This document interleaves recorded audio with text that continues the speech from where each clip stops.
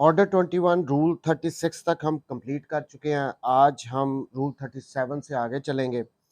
ये अब पार्ट शुरू हो रहा है अरेस्ट एंड डिटेंशन का। उसके बाद फिर अटैचमेंट, फिर सेल आएगा कि किन तरीकों से ये होंगे, कैसे अरेस्ट किया जाएगा, क्या उसके बाद क्या प्रोसीजर होगा, फिर अटैचमेंट कैसे की जाएगी, अटैचमेंट किस तरीकों से की जाएगी। तो ये पार्ट बड़े इंपॉर्टेंट है ऑर्डर 21 के 37, रूल 37। लेकिन एक बात मैं और यहाँ पे क्लियर कर दूं, देखिए हम इसके साथ जब मैंने कहा था कि सेक्शंस को मिला के पढ़ना है। अब जो अरेस्ट एंड डिटेंशन के सेक्शंस हैं वो सेक्शन 55 टू सेक्शन 59 है। ये सेक्शंस हमने इस पार्ट के साथ पढ़ने हैं। ये 37 से लेके 40 तक रूल्स हैं अरेस्ट एंड डिटेंशन के, उसके साथ हमने ये सेक्शंस भी पढ़ने हैं। बहरहाल शुरू करते हैं। 37, discretionary power to permit judgment debtor to show cause against detention in prison। अब ये हेडिंग में ये कह रहे हैं कि ये कोर्ट की डिस्क्रिशनरी पावर एक होगी कि अगर वो चाहे तो जजमेंट डेटर को शो कॉज नोटिस भी दे सकती है कि बताओ आपको हम डिटेन क्यों ना करें। तो ये सारा कुछ इसमें बताया गया। notwithstanding anything in these rules where an application is for the execution of a decree for the payment of money by arrest and detention, कि अगर तो कोई एप्लीकेशन दी गई है डिक्री की एग्जीक्यूशन के लिए और वो डिक्री थी for the payment of money, और एप्लीकेशन में ये कहा गया कि इसको अरेस्ट एंड डिटेन करके तो एग्जीक्यूट करवाया जाए इस डिक्री को in presence of a judgment debtor who is liable to be arrested in pursuance of the application। और अगर वो जजमेंट डेटर जो है कोर्ट को लगता है कि यस इसको अरेस्ट किया जाना ज़रूरी है, इसको डिटेन किया जाना ज़रूरी है, who is liable to be arrested in pursuance of the application, the court shall, instead of issuing a warrant of arrest, issue a notice calling upon him to appear before the court on a day to be specified in the notice and show cause why he should not be detained in prison। वो कह रहे हैं कि जब application दी जाएगी execution की, कोई money decree है उसको एग्जीक्यूट करवाना है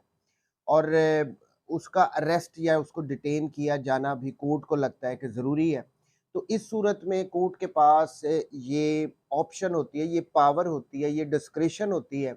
कि बजाय इसके उसके warrant of arrest court issue करे, कोर्ट उसको शो कॉज नोटिस इशू कर देगी कि भी आओ और आके बताओ कि हम आपको अरेस्ट क्यों ना करें, कि हम आपको डिटेन क्यों ना करें। प्रोवाइडेड दैट, अब इसके साथ जो प्रोवाइजो अटैच है, तो ये 37 में ये बात बता दी गई है कि उसके अरेस्ट वारंट इशू करने की बजाय कोर्ट उसको शो कॉज नोटिस भी दे सकती है। Provided that such notice shall not be necessary if the court is satisfied by affidavit और अदरवाइज। लेकिन ये नोटिस देना ज़रूरी नहीं है, कोर्ट के लिए नहीं देगी कोर्ट नोटिस अगर कोर्ट सेटिस्फाई हो गई बाई एफिडेविट और अदरवाइज। कोर्ट को ये यकीन आ गया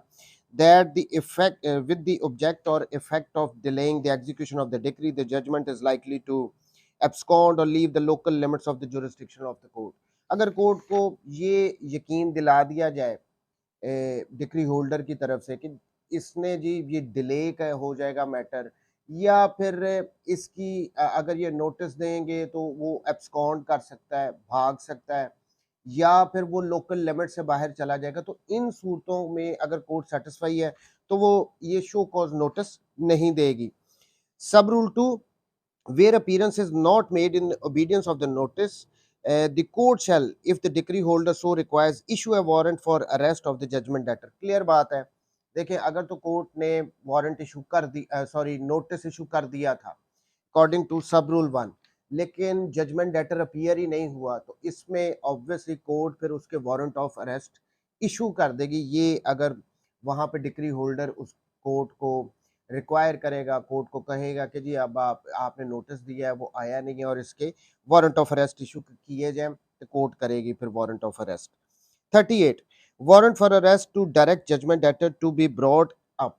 अब ये जो वारंट ऑफ अरेस्ट इशू किया जाएगा ना, इसमें बाकायदा मेंशन किया जाता है कि इसको कोर्ट के सामने लेके आए। Every warrant to for the arrest of the judgment debtor shall direct officer interested with its execution जिस भी ऑफिसर को कोर्ट डायरेक्ट ये दे रही है वारंट ऑफ अरेस्ट, जिसने एग्जीक्यूट करवाना है, वो क्या करेगा with its execution to bring him before the court with at convenient speed, यानी जल्दी से जल्दी जितना पॉसिबल हो सकता है इस जजमेंट लेटर को आप अरेस्ट करो और अरेस्ट करके कोर्ट के सामने लेके आओ। देखिए अब हमारे अगर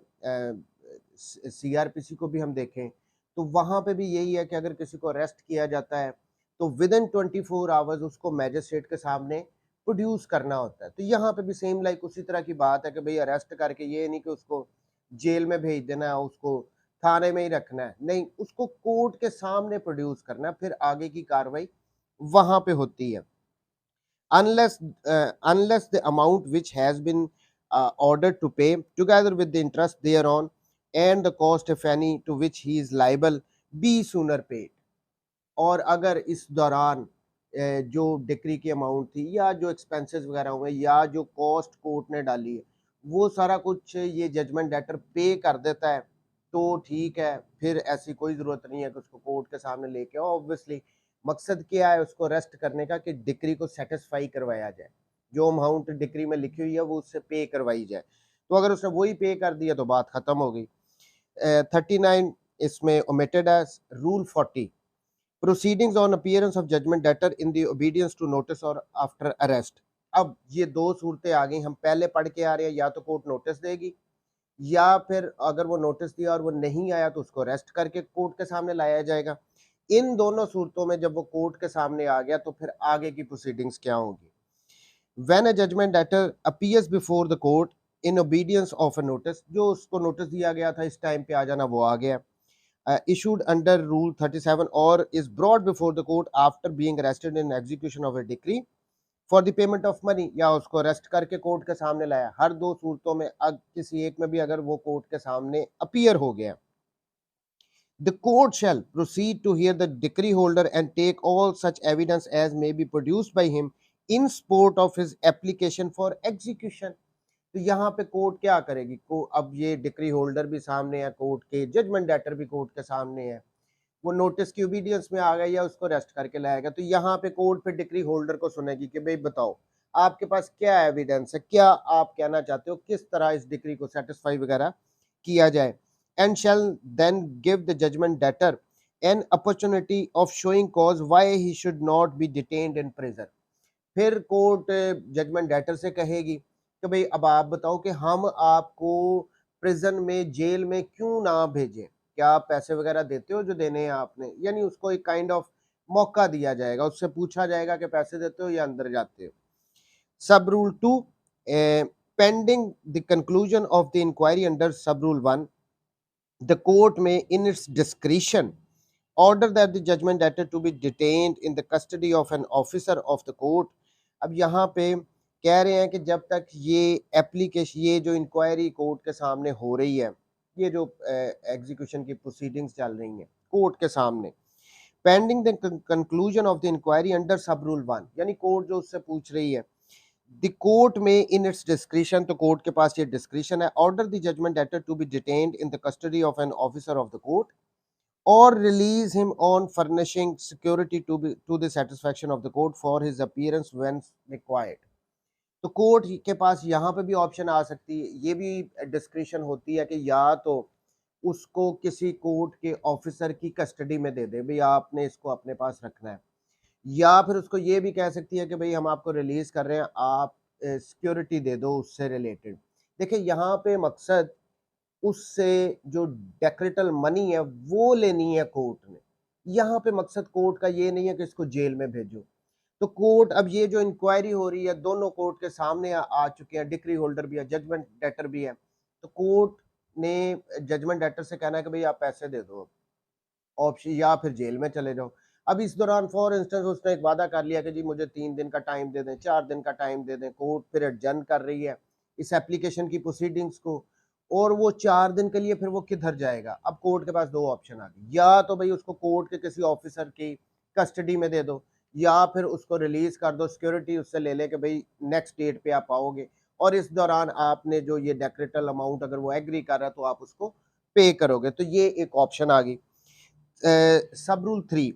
अपॉन द कंक्लूजन, अब जब कंक्लूजन हो रही है ये inquiry, upon the conclusion of the inquiry under sub rule 1, the court में subject to the provisions of section 51 and the other provisions of this code make an order for the detention of the judgment debtor in prison and shall in that event cause him to be arrested if he is not already under arrest. अब जब ये court ने inquiry पूरी कर ली, अगर 1 दिन के लिए 2 दिन के लिए ये एडजर्न भी हुई थी, को मौका वगैरह भी दिया था, इंक्वायरी पूरी हो गई है और जजमेंट डेटर ने डेक्रेटल अमाउंट पे नहीं की, तो कोर्ट क्या करेगी? फिर तो कोई ऑप्शन ही नहीं रहेगी, कोर्ट फिर उसको प्रिजन में भेजेगी, यही होगा। अब यहाँ पे भी यही कह रहे हैं कि उसको प्रिजन में भेजा जाएगा अगर वो ऑलरेडी अरेस्ट नहीं है। अब हम ऊपर सब रूल 2 में पढ़ के आ रहे हैं ना कि वो उसको सिक्योरिटी वगैरह लेके भी रिलीज कर सकते हैं, तो अगर वो अंडर अरेस्ट नहीं है तो फिर उसको अरेस्ट करवाएगी और अरेस्ट करवा के उसको प्रिजन में भिजवा देगी। प्रोवाइडेड दैट, अब इसके साथ जो प्रोवाइजो अटैच है, provided that in order to give the judgment debtor an opportunity of satisfying the decree, the court may, before making the order of detention, leave the judgment debtor in the custody of an officer of the court for a specified period not exceeding 15 days, or release him on his furnishing the security to the satisfaction of the court for his appearance at the expiration of specified period if the decree be not sooner satisfied. अब ये वही बात आ गई है जो मैं पहले कह चुका हूँ। इस प्रोवाइजो में भी ये बताया गया कि भाई जब ये प्रोसीडिंग्स वगैरह चल रही हैं और एक अपॉर्चुनिटी अगर जजमेंट डेटर को देगी गई है कि आप 3 दिन के अंदर, 4 दिन के अंदर, 2 दिन के अंदर, वट आप इस डेक्रेटल अमाउंट को पे करो, इस दौरान वो कह रहे हैं कि या तो उसको डिटेंशन में रखा जाएगा और कोर्ट के किसी ऑफिसर की डिटेंशन में, तो वहां पे अगर कोर्ट के ऑफिसर की डिटेंशन में उसको रखा जा रहा है तो मैक्सिमम 15 डेज के लिए उसको रखा जा सकता है, या फिर कोर्ट उसको रिलीज करके उससे सिक्योरिटी वगैरह दे देगी। Provided that in order to give judgment debtor an opportunity satisfying the debt, court may before making an order of detention leave the judgment debtor, वो यही बात आ गई सारी। तो ये इसमें होता है एक मौका उसको डेफिनेटली देना है कि भाई हम आपको जेल भेज देंगे, आप पेमेंट कर दो। Sub rule 4, a judgment debtor release under this rule may be rearrested, अगर एक जजमेंट डेटर को रिलीज किया, अब हम ये सब रूल 2 में पढ़ के आ रहे हैं,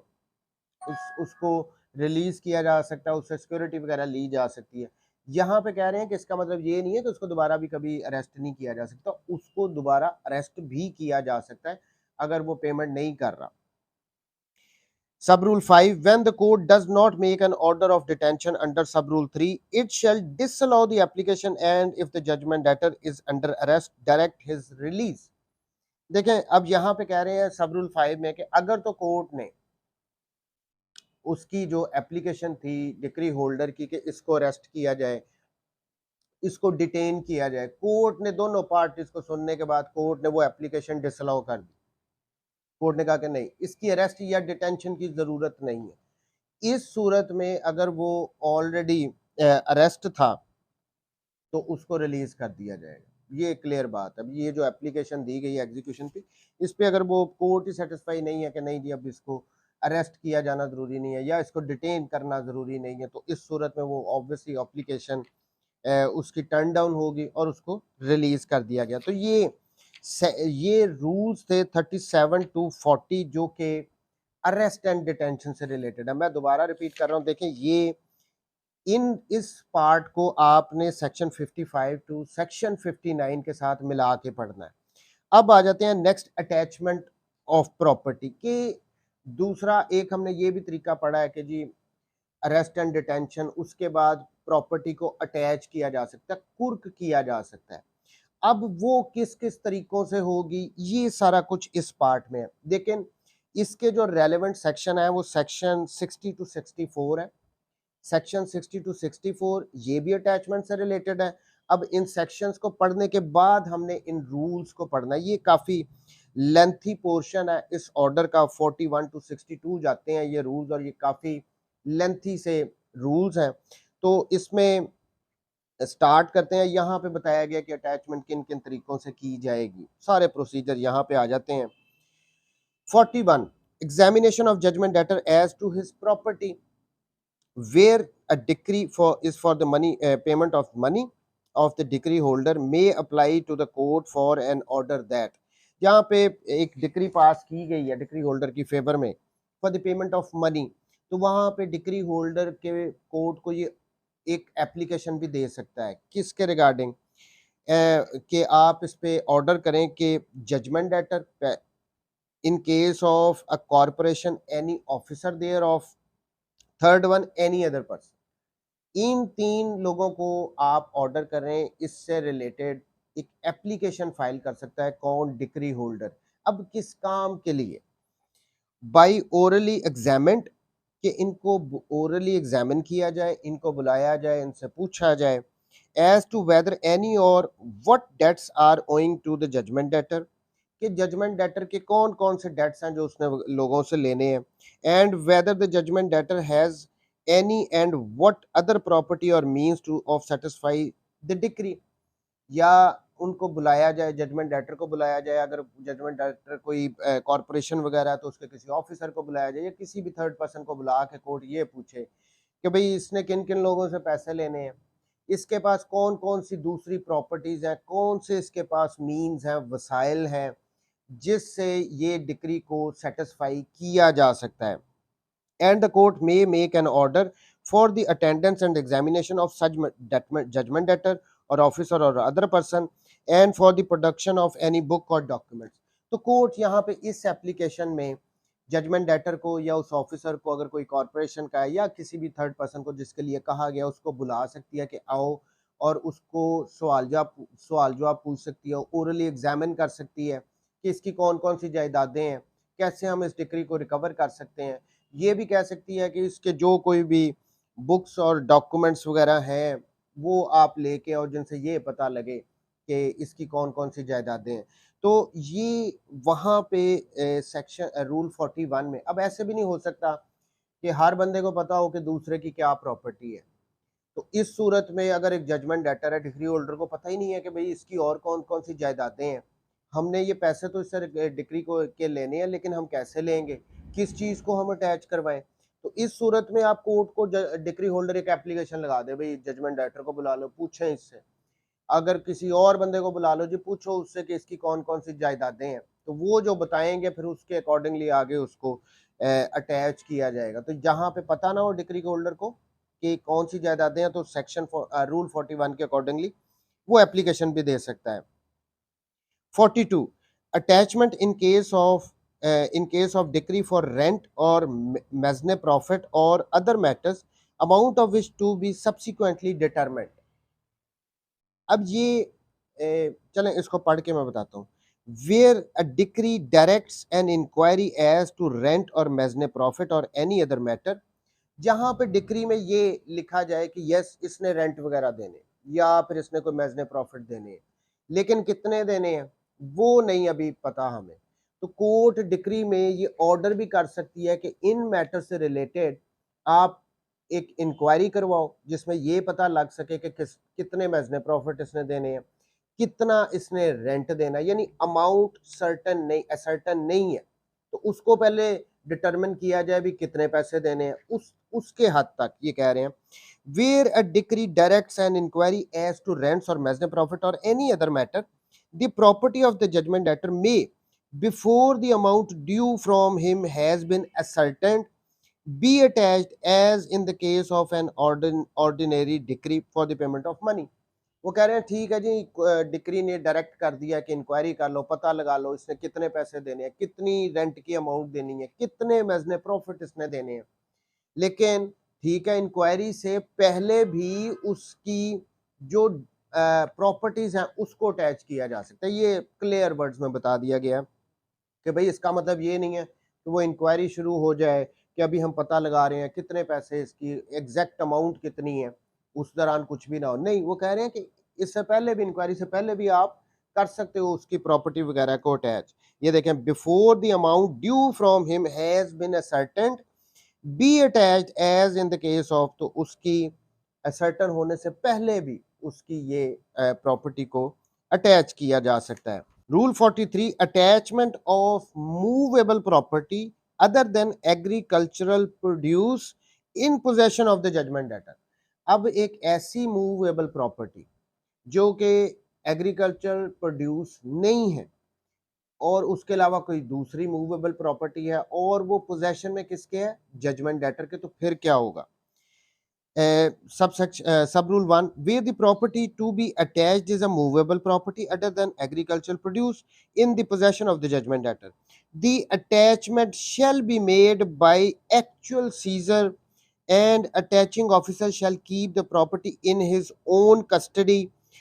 or in the custody of one of his subordinates, and shall be responsible for due custody thereof. Clear words में सिंपली वो बता रहे हैं कि जब मूवेबल प्रॉपर्टी को अटैच करना है जजमेंट डेटर की, वो उसके पोजेशन में है, तो कैसे अटैच की जाएगी? जो ऑफिसर है, कोर्ट का ऑफिसर है, जिसको ये कहा गया है कि जाओ ये प्रॉपर्टी को, मूवेबल प्रॉपर्टी को आप अटैच करो, तो वो एक्चुअली उसको सीज करेगा, अपने कब्जे में ले लेगा। उसके बाद वो अपने पास रखे या अपने किसी सबॉर्डिनेट की कस्टडी में दे दे, वो उसके लिए रिस्पॉन्सिबल होंगे, बट एक्चुअली उसको सीज कर लिया जाएगा और वो उसकी कस्टडी के रिस्पॉन्सिबल होंगे। जब भी कोर्ट वगैरह कहेगी तो वो उसको प्रोड्यूस वगैरह भी करेंगे। प्रोवाइडेड दैट, अब प्रोवाइजो क्या कह रही है? Provided that when the property seized is subject to speedy and natural decay, or when the expense of keeping it in the custody is likely to exceed its value, the attaching officer may sell it at once. लेकिन अगर कोई एक ऐसी movable property है जिसको attach कर लिया गया, लेकिन वो उसके ख़राब होने का ख़तरा, फॉर इंस्टेंस उसकी कोई आप लगा लें लाइव स्टॉक है, ये मुर्गियां वगैरह वो हैं, फिर उसके अलावा या सब्जियां हैं कोई उसकी, एग्रीकल्चर प्रोड्यूस नहीं, लेकिन उसकी वो ये हैं चीज़ें, इस किस्म की चीज़ें तो खराब, फ्रूट्स हो गए, ये ख़राब हो जाते हैं ना। तो वो कह रहे हैं अगर इस किस्म की चीज़ हो और उसने जल्दी ख़राब हो जाना हो, तो फौरी तौर पे जो ऑफिसर उसको अटैच कर रहा है वो उसको सेल भी कर सकता है। Provided also that when the property attach consist of life stock, agricultural implements. अच्छा, अब ये दूसरी प्रोवाइजो में क्या कह रहे हैं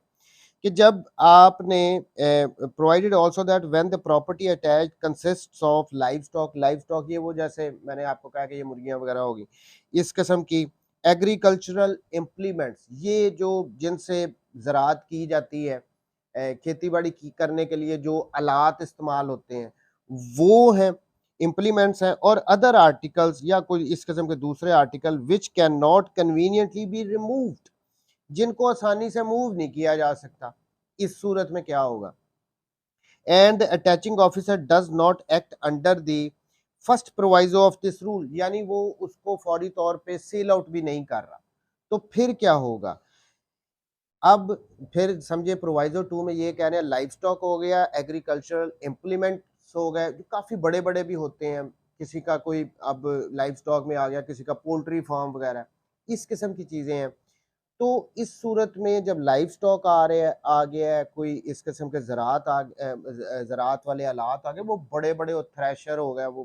वो उनके हल होते हैं बड़े बड़े, वो इस किस्म के हैं कि जिनको आसानी से मूव नहीं किया जा सकता, या कोई और भी दूसरी इस किस्म की चीज़ है, और जो कोर्ट ये ऑफिसर है जिसने अटैच किया, जिसने इनको सीज किया, उसने उनको सेल भी नहीं किया, तो फिर वो क्या करेगा? वो फिर उनको किसी दूसरी जगह पे रखेगा या वहीं पे रखेगा, किसी दूसरे की कस्टडी में दे देगा। तो ये सारा कुछ इसमें बताया गया आगे। He may at the instance of judgment debtor, वो जजमेंट डेटर के कहने पे, और द डिक्री होल्डर या डिक्री होल्डर के कहने पे, or of any person claiming to be interested in such property, या कोई भी एक ऐसा पर्सन जिसका उसमें कोई इंटरेस्ट है इस किस्म की मूवेबल प्रॉपर्टी में, तो फिर क्या करेगा? इनमें से जजमेंट डेटर के कहने पे या डिक्री होल्डर के कहने पे या किसी पर्सन जिसका इंटरेस्ट है, लीव इन द विलेज और place where it has been attached, वो गांव में या जहां पे भी उसको वो थी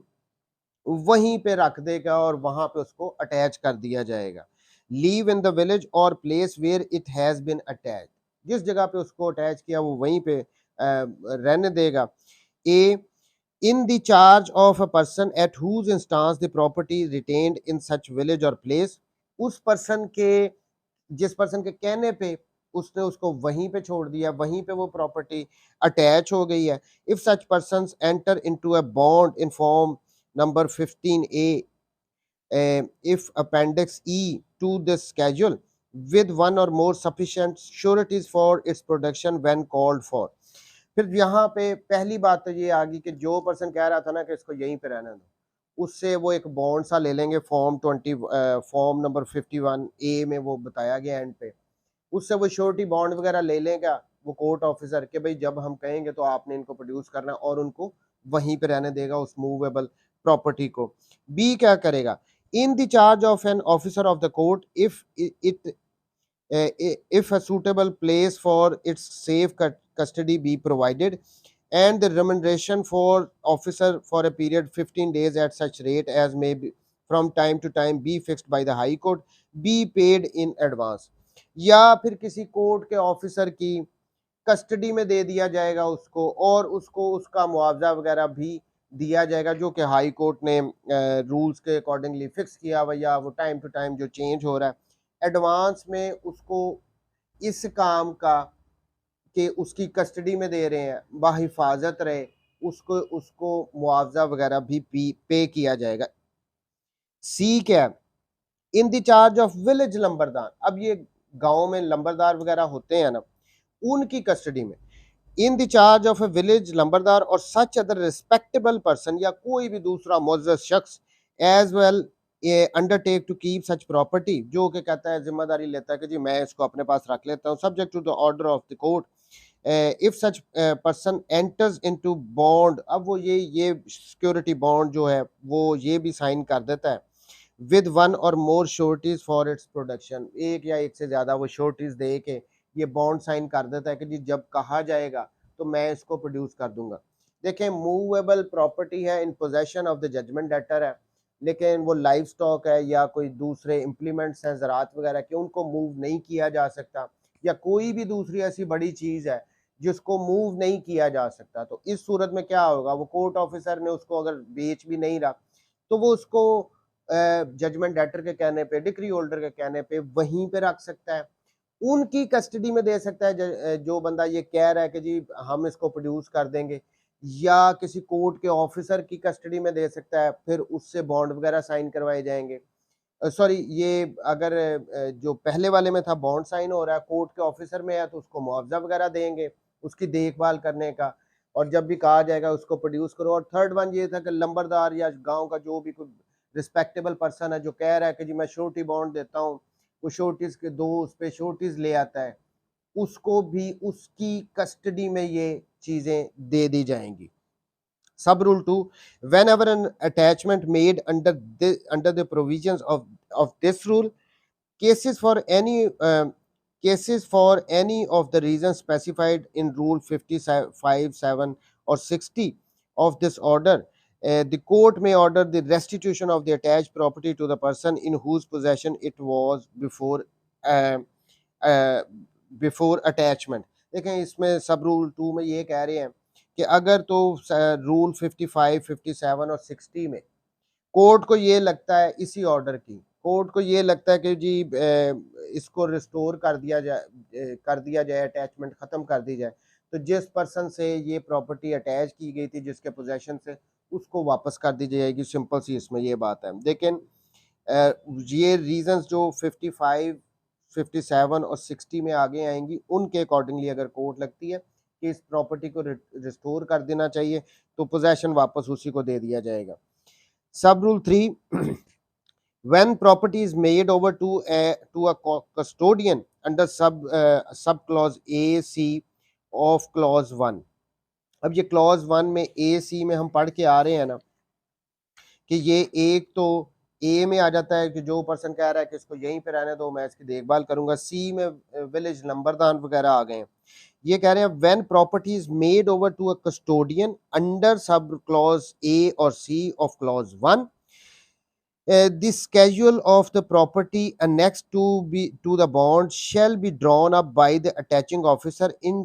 triplicate and dated and signed by। तो उससे रिलेटेड फिर एक ऑब्वियसली स्केड्यूल वगैरह बनाया जाएगा, उस पर उसकी 3 कॉपीज बनाई जाएंगी, और उनमें होगा क्या, उस पर डेट और साइन वगैरह भी होंगे। अब ऑब्वियसली एक वो बनाएंगे ना कि ये इस फलाने बंदे की कस्टडी में दे रहे हैं,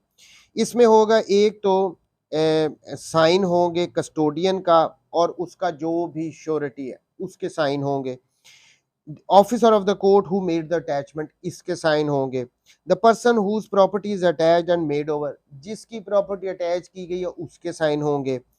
टू रिस्पेक्टेबल विटनेसेस, और दो रिस्पेक्टेबल विटनेसेस के भी साइन होंगे। ये जो स्केड्यूल वगैरह बनाया जा रहा है उस कोर्ट ऑफिसर की तरफ से कि जी ये प्रॉपर्टी हम फलाने की कस्टडी में दे रहे हैं। किसकी कस्टडी में? विलेज नंबरदार या कोई भी रिस्पेक्टेबल पर्सन, या कोई भी पर्सन ऐसा जो कि ये कह रहा है कि जी इसको यहीं पे छोड़ दें, मैं इसको प्रोड्यूस कर दूंगा। तो ये इन से रिलेटेड, अब ये बी में कोर्ट ऑफिसर था उससे रिलेटेड नहीं, ए और सी से रिलेटेड। अच्छा, अब ये कॉपीज तो हमने बता दिया इन्होंने साथ कि इसकी 3 कॉपियां बनाई जाएंगी। अब ये दी किस किस को जाएंगी ये बताया गया। 1 copy will be transmitted to the court, एक कॉपी उसकी जिस पे इन सब लोगों के साइन है वो कोर्ट को भिजवा दी जाएगी, कोर्ट ऑफिसर भिजवाएगा। By the attaching officer and placed on record of the proceedings under which the attachment has been made, और वो पार्ट का हिस्सा बन जाएगा, उस फाइल का हिस्सा बन जाएगा। कोर्ट को भी तो बताना है ना कि भाई मूवेबल प्रॉपर्टी हमने अटैच किया लेकिन हम उसको मूव नहीं कर सकते, इसलिए हम इन पर्सन की कस्टडी में दे के आ रहे हैं, ये उसका डॉक्यूमेंट है, इन सब ने साइन वगैरह किया।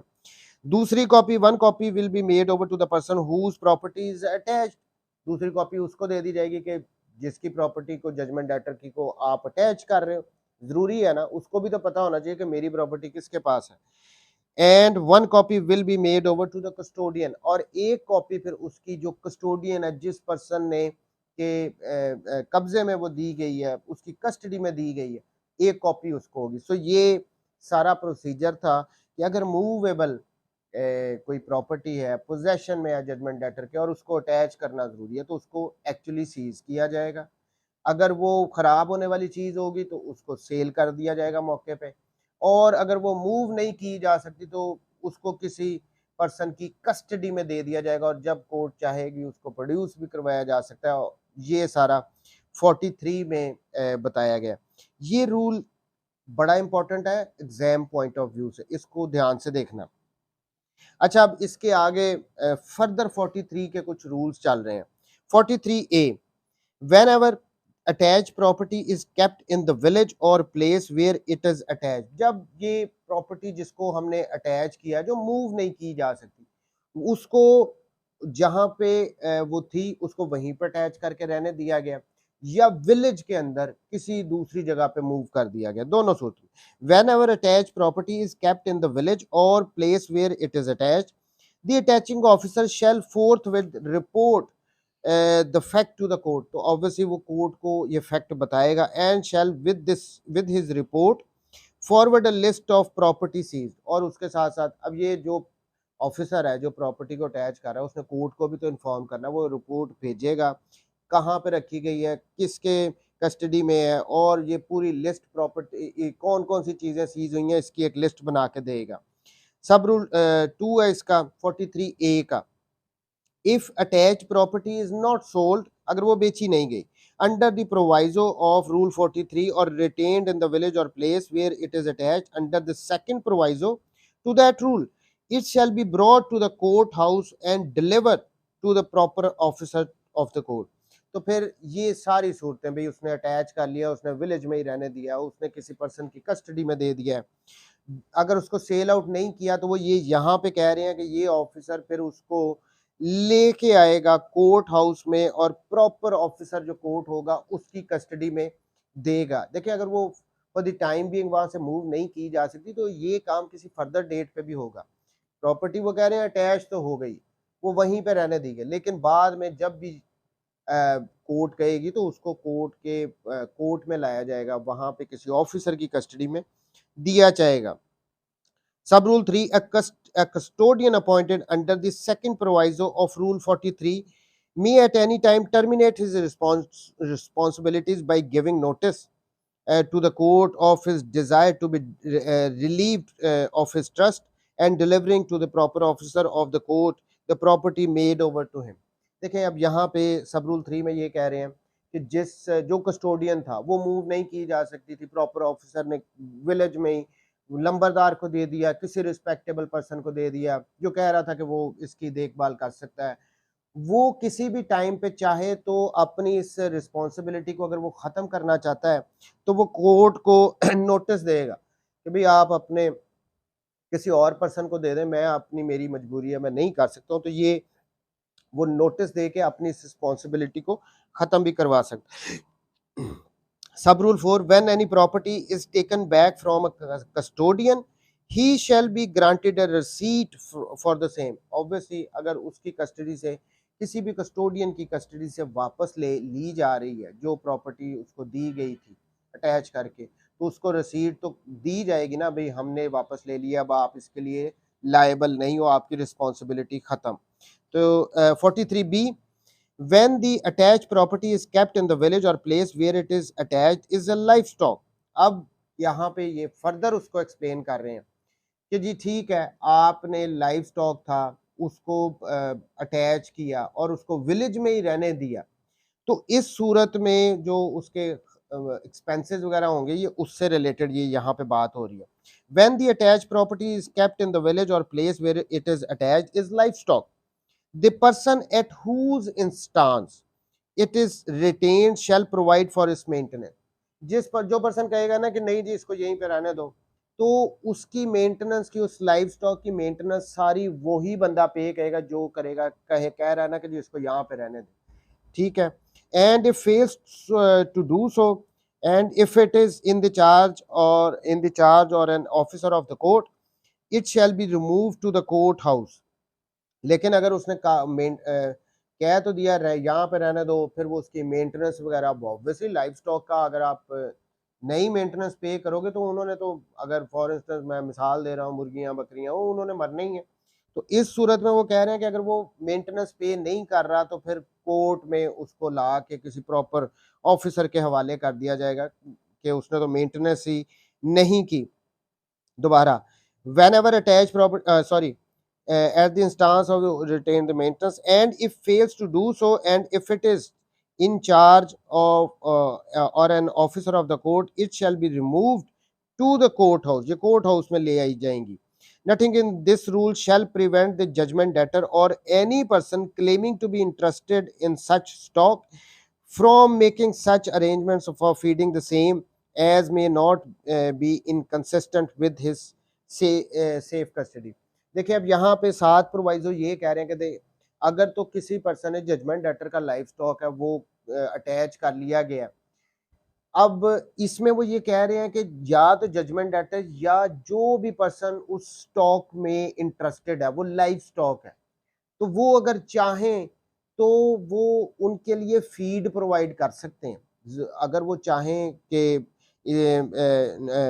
May not be inconsistent with इस सेफ कस्टडी, अगर सेफ कस्टडी का मसला नहीं हो रहा तो वो उसको फीड वगैरह दे सकते हैं। अभी जानवर है उसके, उसको तो ख्याल होना ही है, मेंटेनेंस अगर पे नहीं भी की गई इवन देन वो फीड उसको प्रोवाइड कर सकते हैं। सब रूल 2,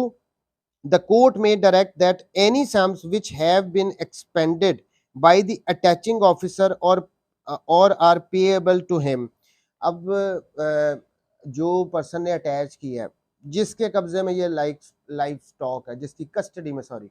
ये लाइफ स्टॉक है, वो उस पर अगर कोई एक्सपेंडिचर कर रहा है, उनको खुराक डाल रहा है, उनको दाना डाल रहा है, वट वो उस पर कुछ खर्चा वगैरह अगर कर रहा है, the court may direct, अब कोर्ट डायरेक्ट कर देगी that any sum which have been expended by the attaching officer or are payable to him if not duly deposited or paid by be recovered from the proceed of the property। अगर ये आप लोग नहीं ना पे करेगा,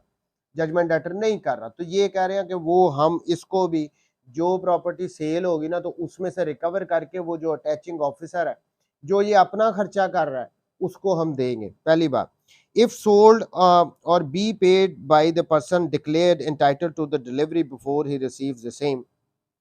The court may also order that any sums deposited or paid under these rules be recovered as cost of the attachment from any party to the proceedings। अब ये कोर्ट इसमें कॉस्ट वगैरह भी डाल के रिकवर कर सकती है किसी भी पार्टी से, जिस पार्टी से कोर्ट समझती है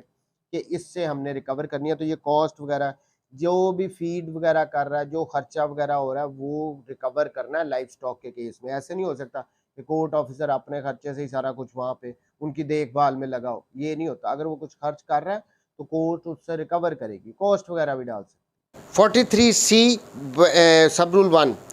when an application is made for the attachment of livestock or other movable property, the decree holder shall pay into the court in cash such sum as will cover the cost of maintenance and custody of any such period of the property for 15 days. अब यहाँ पे 43C में इसको further clarify कर दिया गया है कि देखें, जब भी कोई एप्लीकेशन दी जानी है कि किसी लाइव स्टॉक को या किसी अदर मूवेबल प्रॉपर्टी को अटैच कर लिया जाए, तो यहाँ पे कह रहे हैं कि डिक्री होल्डर ने 15 दिन का उसका मेंटेनेंस का कॉस्ट या उसको कस्टडी में रखने का जो भी खर्चा है वो कोर्ट में पे करना है। 15 दिन का इन कैश उसने पेमेंट करनी है कोर्ट में, ये ज़रूरी है। आगे फर्दर इसमें कह रहे हैं, if with in 3 clear days before the expiry of any such period of 15 days. अब ये 15 दिन का खर्चे का कह दिया गया, वो डिक्री होल्डर ने कोर्ट में सबमिट करवाना है, लेकिन ये 15 दिन जब ख़त्म होने से 3 दिन पहले तक अगर डिक्री होल्डर ने ये अमाउंट वगैरह पे नहीं की तो फिर क्या होगा, ये बता रहे हैं further. If with in 3 clear days before the expiry of any such period of 15 days the amount of such cost or such further period as the court may direct has not paid into the court। लेकिन अगर उसने कोई थोड़ा सा court ने उसको ज़्यादा time भी दे दिया, लेकिन उसने ये 15 दिन के जो भी कॉस्ट वगैरह आ रही थी वो कोर्ट में पे नहीं की, the court on receiving a report thereof from the property officer may issue an order for the withdrawal of the attachment and direct by whom the cost of the attachment are to be paid। भाई अगर आप live stock को कह रहे हो कि attach करो, court आपको कह रही है 15 दिन का आपने एडवांस में देना है, वो नहीं दे रहा अगर, तो फिर कोर्ट ने क्या करना, कोर्ट यहाँ पे कह रहे हैं फिर वो अटैचमेंट कोर्ट ऑफिसर को कह दे कि ये अटैचमेंट ख़त्म करो, और ये इसकी जितनी भी कॉस्ट है वो कोर्ट देखेगी कि उसने किसको डालनी है। ऑब्वियसली लाइव स्टॉक को आप कह रहे हो कि या उसकी कोई मूवेबल प्रॉपर्टी से रिलेटेड और आप उससे रिलेटेड कोई ख़र्चा वगैरह भी नहीं दे रहे हो, तो कोर्ट ने यही कहना, तो यहाँ पे अटैचमेंट ख़त्म कर दी जाएगी। 43D, any person who has undertaken to keep the attached property under rule 43(1)(c। अब 1C में जो था कि लंबरदार या कोई भी विलेज का रिस्पेक्टेबल पर्सन ये कह सकता है कि जी आप इसको मेरी कस्टडी में दे दो, ये उससे रिलेटेड कह रहे हैं। Shall be liable to be proceeded against as a surety under section 145 of this code and shall be liable to pay in execution proceedings the value of any such property willfully lost by him। भाई सीधी सी बात कह रहे हैं कि कोई custodian था 1C के accordingly, कोई लंबरदार या कोई भी दूसरा शख्स, उसने अगर वो जो प्रॉपर्टी उसकी कस्टडी में दी गई थी वहाँ से लॉस्ट वगैरह हो गई है, तो इस सूरत में क्या होगा, वो कहेंगे वो लाइबल होगा, फिर उससे ही हम रिकवर करेंगे। 44, अच्छा अब यहाँ पे आगे आ गया, पहले हम ये 43 में पढ़ के आ रहे हैं कि अगर तो मूवेबल प्रॉपर्टी जो कि कस्टडी में है, देखिए अब ये हर में डिफरेंट बताते जा रहे हैं। रूल 42 में क्या था कि सिंपल इन्होंने कहा था रेंट या मेजने प्रॉफिट होंगे, और अगर वो सर्टन नहीं है तो भी प्रॉपर्टी को अटैच किया जा सकता है। 43 में उन्होंने बता दिया गया कि ऐसी मूवेबल प्रॉपर्टी जो कि एग्रीकल्चर प्रोड्यूस ना हो और वो पोजेशन में हो जजमेंट डेटर के, तो उसको अटैच वगैरह कैसे किया जाएगा। सो ये सारा 43 इससे रिलेटेड था। 44 में क्या आ गया कि अगर तो एग्रीकल्चरल प्रोड्यूस उसको अटैच करना है तो फिर क्या होगा, उसको कैसे किया जाएगा, ये अब उससे रिलेटेड है। Attachment of agriculture produce, when the property to be attached is agriculture produce, the attachment shall be made by affixing a copy of warrant of attachment। तो कह रहे हैं कि इसको अटैच कैसे किया जाएगा, इसका अटैचमेंट का एक वारंट होगा, उसको अफिक्स किया जाएगा। where such produce is a growing crop on the land on which such crop has grown। अगर तो वो खड़ी फसलें होती है ना, वो भी अटैच हो सकती हैं, अभी फसल पूरी तरह पकी नहीं है, तो वो ये उससे रिलेटेड है कि देखें where such produce is a growing crop, अगर ये प्रोड्यूस उसको एग्रीकल्चर प्रोड्यूस जो आपने अटैच करनी है वो एक खड़ी फसल है।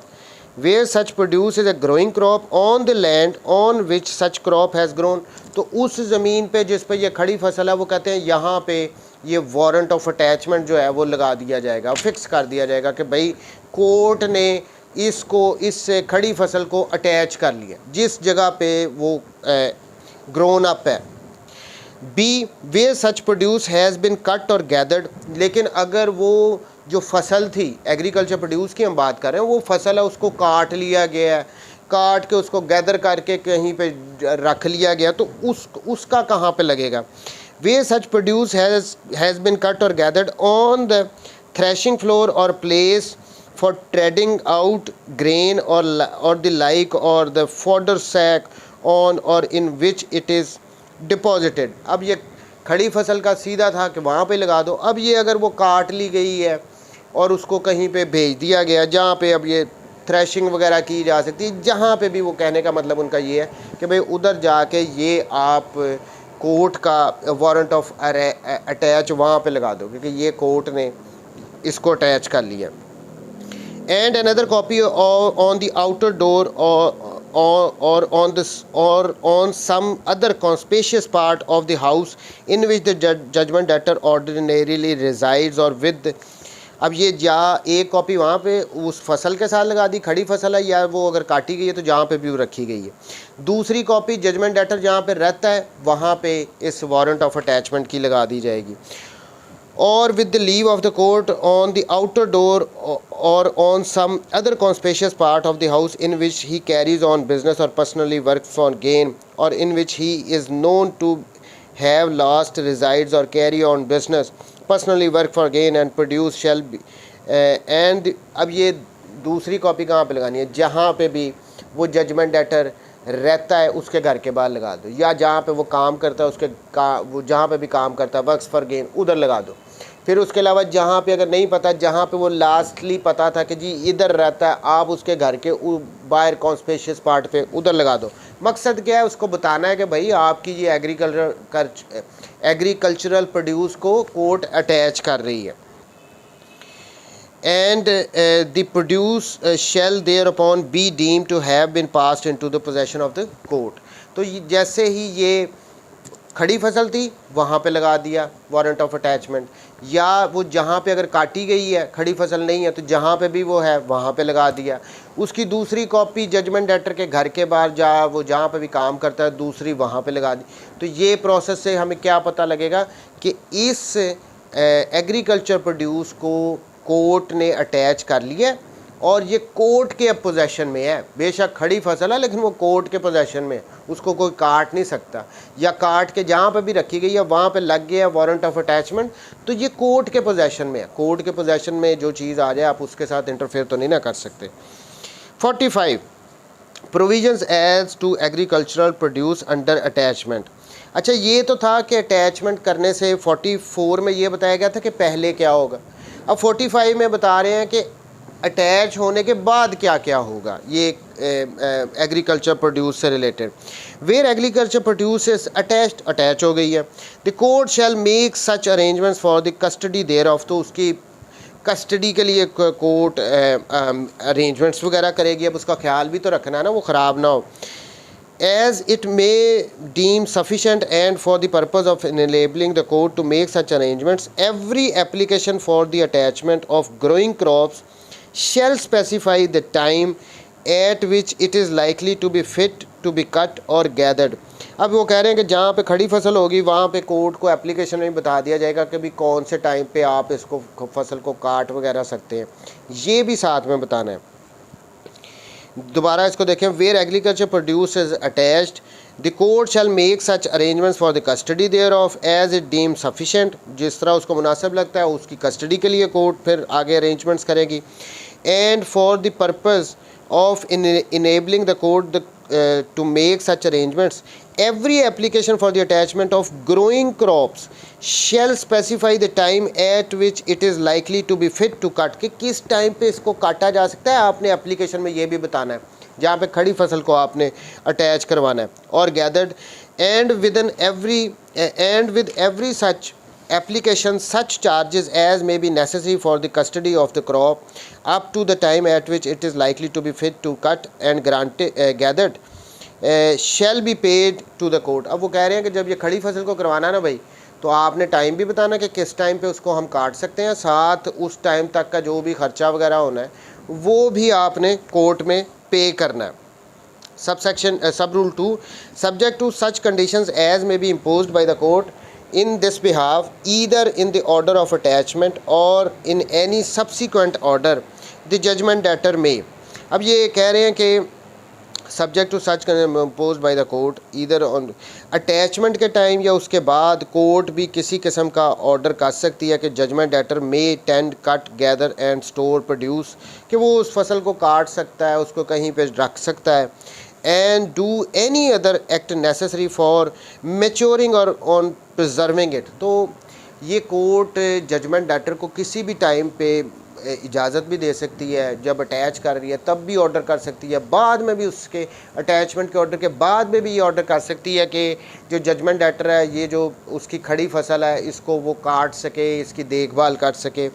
इसकी हालांकि वो अटैच हो चुकी है, पोजेशन उस पर कोर्ट का, इवन देन कोर्ट ये कर सकती है इसको जजमेंट डेटर को। And if the judgment debtor fails to do all or any of such acts, the decree holder may, with the permission of the court and subject to the like conditions, do all or any of them either by himself or by any person appointed by him in this behalf। पहली बात तो clear हमें हो गई थी कि court अपने attachment के ऑर्डर पे या बाद में भी कोई ऑर्डर भी कर सकती है, जजमेंट डेटर को भी कह सकती है कि भाई आप इस खड़ी फसल की देखभाल करो या आप इसको इस टाइम पे काट लो, इसको सेफली कहीं पे रख दो, ये कह सकती है। अगर जजमेंट डेटर इनमें से कोई काम भी नहीं करता तो फिर क्या होगा, फिर कोर्ट डिक्री होल्डर अप्लाई कर सकता है कि जी उसने तो नहीं कर रहा, मुझे करने दे कि मैं इस फसल को काट के और इसको मैं प्रिजर्व कर सकूं, तो कोर्ट इसका ऑर्डर डिक्री होल्डर को भी कह सकती है। And the cost incurred by the decree holder shall be recoverable from the judgment debtor as if they were included or form part of the decree. अब जो फसल को वो प्रिजर्व करने के लिए उसको कटाई पे जो ख़र्चा आ रहा है, उसको जहाँ पे रख रहा है उसका जो ख़र्चा आ रहा है डिक्री होल्डर का, तो वो डिक्री का पार्ट बन जाएगा और वो जजमेंट डेटर की डिक्री के साथ अटैच हो जाएगा, उसमें इंक्लूड हो जाएगा कि वो पैसे भी अब उसने देने हैं। सो 2 में बड़ी सिंपल सी बात थी कि खड़ी फसल होगी तो उसके लिए कोर्ट अटैचमेंट के ऑर्डर पे या बाद में ऑर्डर करके डिक्री होल्डर जजमेंट डेटर को कह सकती है कि फसल की कटाई वगैरह कर दो। वो नहीं करता तो डिक्री होल्डर अगर कह रहा है तो वो करवा लेगा और उसका जो भी खर्चा होगा वो डिक्री में ऐड करके जजमेंट डेटर से रिकवर किया जाएगा। Sub rule 3, agricultural produce attached as a growing crop agricultural produce attached as growing crop shall not be deemed to have ceased to be under the attachment or to require reattachment merely because it has been severed from the soil। वो कह रहे हैं कि यहाँ पर simple सी बात कह रहे हैं, खड़ी फसल अगर एक दफ़ा अटैच होगी है तो वो अटैच ही रहेगी। ये नहीं कि जब उसको आपने उसकी कटाई कर ली है, उसको कहीं जौर पे रख लिया तो फिर अब उसकी दोबारा एक किस्म की अटैचमेंट होगी क्यों जी वो अब ज़मीन से अलग हो गई है, उसको अब दोबारा अटैच करो, कोई ज़रूरत नहीं है, एक दफ़ा ही होगी। Sub rule 4, where an order for attachment of growing crop has been made at a considerable time before the crop is likely to be fit to be cut or gathered, the court may suspend the execution of the order of such time as it thinks fit. देखें, अगर तो ये attachment का order किसी खड़ी फसल से related एक एप्लीकेशन फ़ाइल कर दी गई है, अब उसकी फसल की कटाई में 3 महीने पड़े हैं, 4 महीने पड़े हैं, तो कोर्ट यहाँ पे कह रहे हैं कि कोर्ट ये भी कर सकती है कि एग्जीक्यूशन को for the time being suspend कर दे, करीब जाके कोई 20 दिन पहले जाके उसके अटैचमेंट का ऑर्डर हो, ये इसमें बताया गया।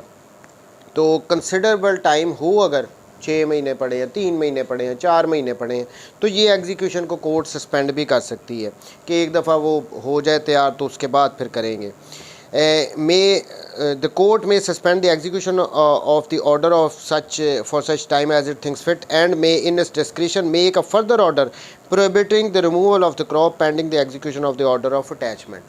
तो कोर्ट ये भी कर सकती है ऑर्डर के भाई हम for the time being suspend तो कर रहे हैं लेकिन तब तक आप ये प्रोहिबिट कर सकती है कि आप इसको रिमूव नहीं कर सकते। ये नहीं हो सकता कि हमने एग्जीक्यूशन तो सस्पेंड किया है, आप इस फसल को काट के तो ले जाओ और इसको बेच भी दो, ऐसे नहीं हो सकता। सस्पेंड करेगी एग्जीक्यूशन, साथ ये ऑर्डर कर देगी कि इसको आप रिमूव नहीं कर सकते हो यहाँ से। 5, अ growing crop which from its nature does not admit of being stored shall not be attached under this rule at any time less than 20 days before the time at which it is likely to be fit to cut and gathered. सब rule 5 में ये कह दिया गया कि जब ये जो ग्रोइंग क्रॉप है, जो खड़ी फसल है, उसकी नेचर ऐसी है कि उसको स्टोर नहीं किया जा सकता ज़्यादा देर के लिए, तो यहाँ पे वो कह रहे हैं कि उसको अटैच उसके 20 दिन पहले, जब तक वो तैयार हो जाएगी उसको काटने के लिए, उसकी कटाई के लिए 20 दिन पहले उसका ऑर्डर किया जा सकता है उसका अटैचमेंट का, उससे पहले करने का कोई फ़ायदा है सच है नहीं। A growing crop which from its nature does not admit of being stored, उसको स्टोर ही नहीं किया जा सकता। Shall not be attach under this rule, उसको अटैच नहीं किया जाएगा। At any time less than 20 days before the time at which it is likely to be fit or gathered, तो उसको 20 दिन पहले से तक, जब वो उसने तैयार होना उससे 20 दिन पहले उसको अटैच किया जा सकता है, उससे पहले उसको करने का कोई फ़ायदा नहीं है।